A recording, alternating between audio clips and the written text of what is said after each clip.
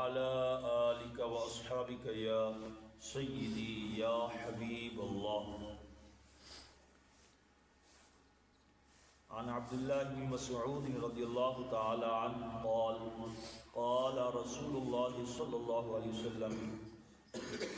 حضرت عبداللہ بن مسعود رضی اللہ تعالی عنہ سے روایت ہے، آپ فرماتے ہیں قال رجل یا رسول اللہ ای الذنب اکبر عند اللہ. حضرت عبداللہ فرماتے ہیں رسول اللہ صلی اللہ علیہ وسلم کی بارگاہ میں ایک شخص حاضر ہوا، عرض کی یا رسول اللہ کون سا گناہ اللہ کے نزدیک سب سے بڑا ہے؟ وہ ایسا کون سا گناہ ہے کہ جو اللہ کے نزدیک سب سے بڑا گناہ ہے؟ قال رسول اللہ صلی اللہ علیہ وسلم نے فرمایا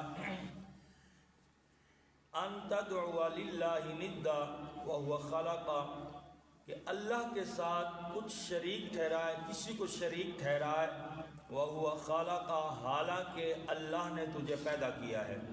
یہ پیدا اللہ نے کیا ہے، اور اللہ کی ذات و صفات میں عبادات میں کسی کو شریک ٹھہرانا یعنی کہ شرک کرنا، یہ تمام گناہوں میں سے سب سے بڑا گناہ ہے. اور یہ ہم پڑھ چکے ہیں، پورا ایک موضوع ہمارا گزر چکا ہے کہ کبیرہ گناہوں میں سے بھی بڑا گناہ جو ہے وہ شرک کرنا ہے، شرک باللہ.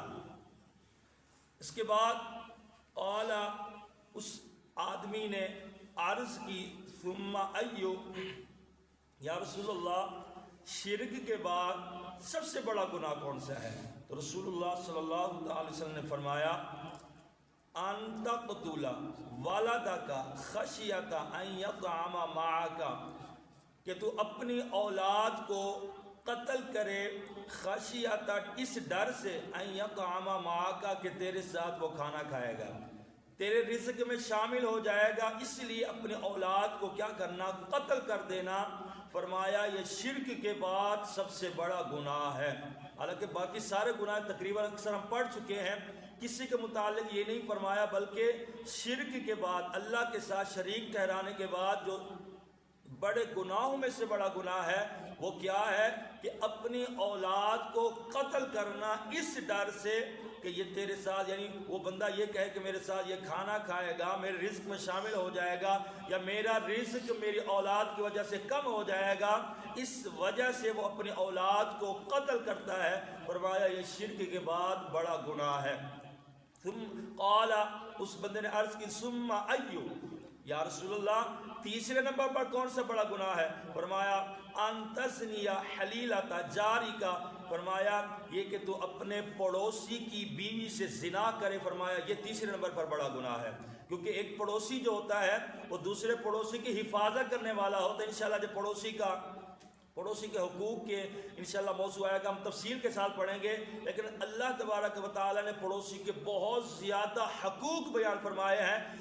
سرکار علیہ السلام نے فرمایا کہ جبریل علیہ السلام اللہ کا پیغام پڑوسی کا متعلق اس قدر زیادہ لے کر آئے کہ مجھے ڈر لگنے لگ جائے کہ فرمایا سرکار نے کہ کہیں پڑوسی کو وراثت میں حقدار نہ بنا دیا جائے. اتنے زیادہ حقوق ہیں پڑوسی کے. لیکن سرکار نے فرمایا کہ پڑوسی کی زوجہ سے فرمایا بدکاری کرنا، زنا کرنا، فرمایا یہ تیسرے نمبر پر سب سے بڑا گناہ ہے. کل بھی ہم نے آیت پڑھی تھی اولاد کے قتل کے اوپر، اس لیے ہم نے یہ حدیث مبارکہ پڑھی ہے کہ اولاد کا قتل جو ہے یہ بہت بڑا گناہ ہے. ابھی ہم نے پڑھ لیا ہے. کل بھی ہم نے قرآن مجید کی فرقان حمید کی آیت مبارکہ ہم پڑھی تھی کہ وَلَا تَقْتُلُوا أَوْلَادَكُمْ خَشْيَةَ إِمْلَاقٍ، کہ اپنی اولاد کو بھوک کے ڈر سے، مفلسی کے ڈر سے جو ہے وہ قتل نہ کرو.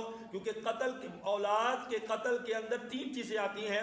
ایک تو یہ کہ وہ بے قصور ہوتے ہیں، ان کا کوئی قصور نہیں ہوتا، حالانکہ بندہ اسی اولاد کی وجہ سے کتنی دفعہ ہوتا ہے لوگوں سے لڑ جاتا ہے کہ اپنی اولاد کے ساتھ انہوں نے زیادتی کی ہوتی ہے، مارا پیٹا ہوتا ہے تو ہم برداشت نہیں کرتے. تو والدین کا تو حق بنتا تھا اولاد کی حفاظت کرنا، تو ان کو بے قصور اس وجہ سے قتل کیا گیا کہ یہ میرے ساتھ کھانا کھائے گا. حالانکہ کل ہم نے پڑھ لیا اللہ فرماتا ہے رزق تو ہم دیتے ہیں اور تمہیں بھی ہم، اللہ تبارک و تعالیٰ فرمایا کہ رزق دیتے ہیں.